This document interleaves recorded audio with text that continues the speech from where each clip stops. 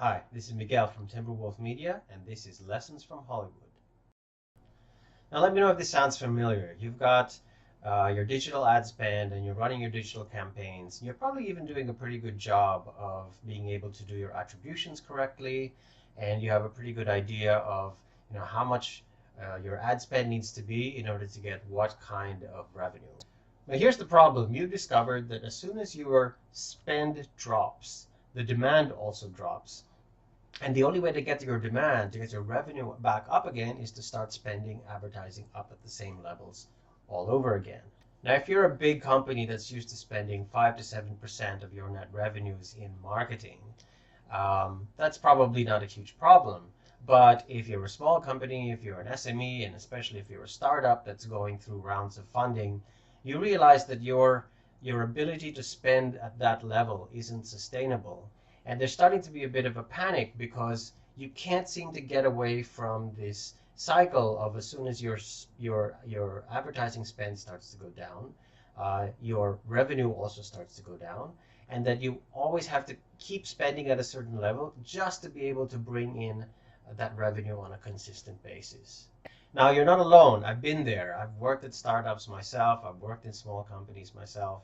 And this issue is kind of a common thing for a lot of marketers. It's a typical challenge that a lot of marketers face. So if this is the kind of problem you're having, here's a potential solution. So the story goes that this hand-drawn chart was pinned to the wall of Walt Disney's office in 1957. This simple drawing is pretty much the illustration of the entire Disney empire business strategy. Now, what you'll notice is that at the center of this strategy is the theatrical business of Disney. Now, I guess in 1957, that would have been Snow White, Sleeping Beauty, Dumbo, Pinocchio, Cinderella, etc. But whatever it is, because they had this audience that they had built around their content at the center of this business, they were able to go into all kinds of other ancillary and revenue generating businesses. So because of the audience they built around their movie content, they were able to go into publications, into magazines, into comic strips. They were able to build an entire business around rides and theme parks. They started to do television. They started to get into music. They started to do even short films, and of course, merchandising and licensing. And if you think about it today, considering Disney owns big, huge properties like Star Wars and Marvel, this still pretty much represents Disney's business strategy today, even in 2019.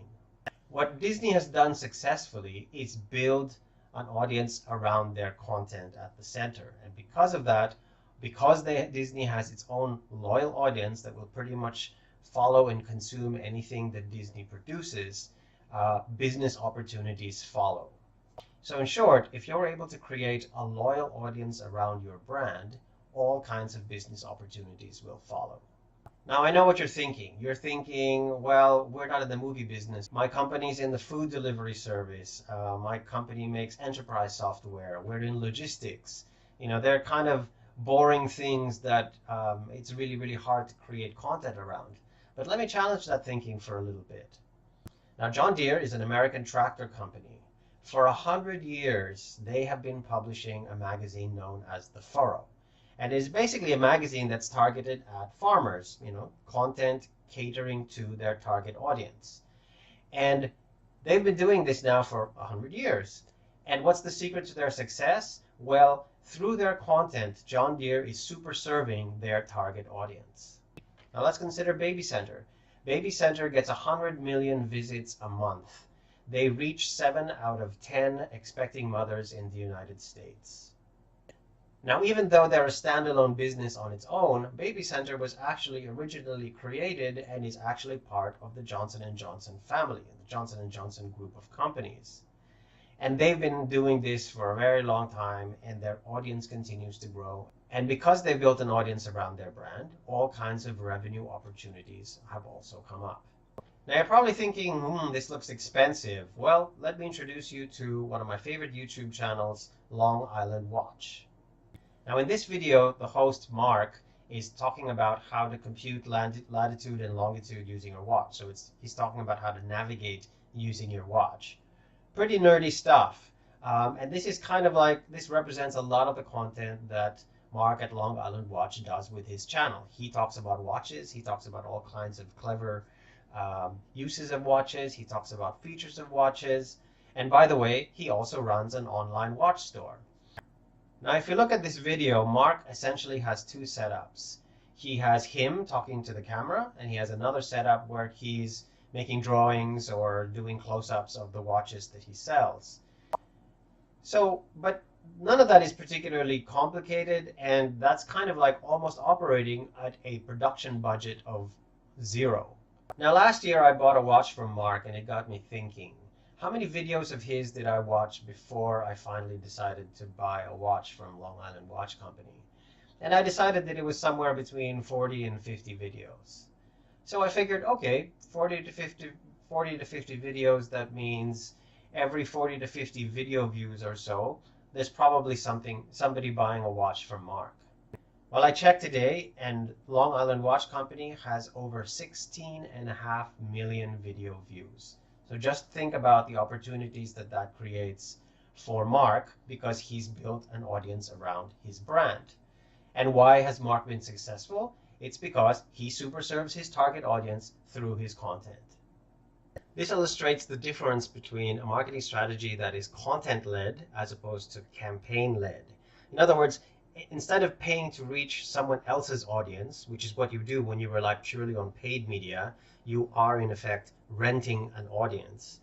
And your audience reach is dependent on how much advertising you're buying. With a content-led marketing strategy, you're addressing a recurring loyal audience, whether they're YouTube subscribers or email newsletter subscribers. You now have your own audience that you can reach anytime, and that audience is loyal to your brand because of the value your content provides. And this audience only grows over time. Now, here's the challenge for marketers. Think about your brand and think about your target audience. Think about what it is that your target audience is genuinely interested in. Now, ask yourself, in what area or subject matter does your brand have authority? Because that's probably the area in which you have an opportunity to create content for your target audience. Create content that super serves your audience, and you have an opportunity to build an audience around your brand, just like Disney. That's all I've got today. Please stick around for the rest of the video series, and I hope to see you in future episodes of Lessons from Hollywood.